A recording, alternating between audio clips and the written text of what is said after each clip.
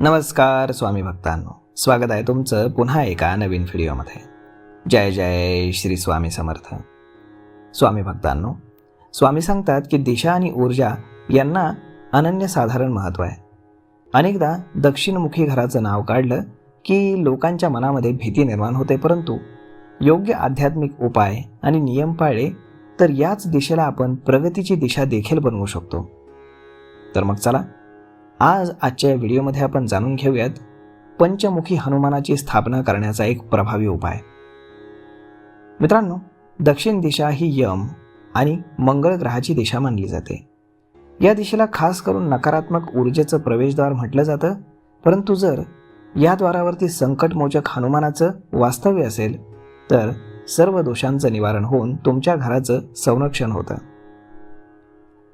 अहिरावणाचा वध करण्यासाठी प्रभू हनुमानानं हे रौद्र आणि शक्तिशाली रूप धारण केलं होतं.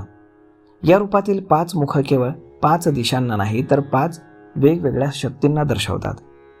यामध्ये पूर्वमुख म्हणजेच सर्व शत्रूंवरती विजय मिळवण्यासाठी आणि पापांपासून मुक्ती देण्यासाठी, दक्षिणमुख म्हणजेच नरसिंह हे भीती, नकारात्मक शक्ती आणि बाधांपासून संरक्षण देण्यासाठी, तर पश्चिममुख म्हणजेच गरुडमुख हे आरोग्य, सौभाग्य आणि विषारी प्रभावांपासून मुक्ती मिळवण्यासाठी, तर उत्तरमुख म्हणजेच वराहमुख हे प्रगती, त्यानंतर राहू केतू यांच्यासारख्या ग्रहांच्या पीडेपासून वाचवण्यासाठी, तर ऊर्ध्वमुख म्हणजेच हग्रीवमुख यामध्ये ज्ञान, बुद्धी आणि विजयाचं प्रतीक असतं. तर मग दक्षिणमुखी द्वारावरती या हनुमानांची प्रतिमा लावण्याचे काय काय फायदे आहेत ते पहा. तर दक्षिण दिशेचे सर्व दोष नष्ट होऊन तुमच्या घरामध्ये सकारात्मक ऊर्जेचा संचार होतो. त्यानंतर घरातील सदस्यांना अपघात, भीती आणि अकाली मृत्यूच्या सावटापासून संरक्षण मिळतं.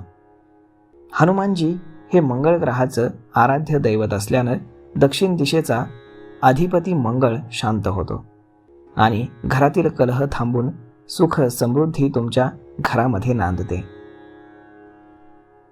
हनुमानाची शक्ती जागृत करण्यासाठी तुम्हाला आम्ही सोबतच एक मंत्र देखील देतोय. त्या मंत्राचा जाप करणं देखील प्रभावी मानलं जातं. पंचक्र महाभीन त्रिपुचन्नये सर्व कार्येषु सर्वदा. तर हा मंत्र आहे अगदी छोटा. तसेच नकारात्मकता दूर करण्यासाठी तुम्ही हनुमान चालिसांमधील एक ओळ लक्षात ठेवू शकता.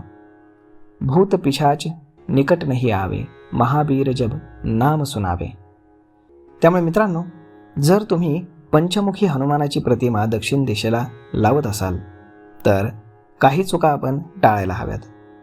हे चित्र नेहमी घराच्या बाहेरच्या बाजूला मुख्य प्रवेशद्वाराच्या वर लावावं, जेणेकरून बाहेरून येणाऱ्या व्यक्तीची दृष्टी थेट हनुमानावरती पडेल. त्यानंतर प्रतिमेवरती धूळ जमा होऊ देऊ नका. नियमितपणे शेंदूर आणि कुंकू अर्पण केल्यास तुम्हाला अजून जास्त चांगलं शुभ फळ मिळू शकतं.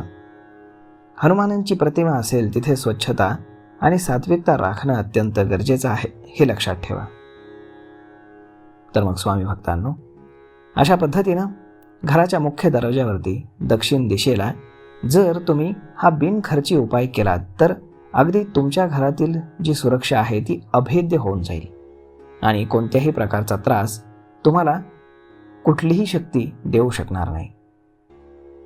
तर मग स्वामी भक्तांनो, हा व्हिडिओ, ही माहिती तुम्हाला कशी वाटली हे तुम्ही आम्हाला कमेंट करून नक्कीच सांगा. आणि जर आवडला असेल तर आपल्या जवळच्या मित्रमंडळींसोबत देखील हा व्हिडिओ तुम्ही शेअर करायला विसरू नका. धन्यवाद.